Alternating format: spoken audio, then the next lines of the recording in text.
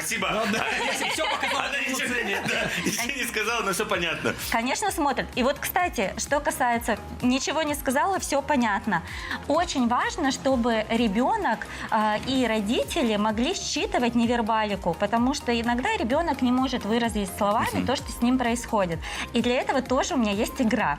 Вот, например, сейчас я Эмили скажу фразу, она вам ее покажет без слов, а вам нужно будет угадать, что она передавала. Прям фразу? Прям фразу. Это игра про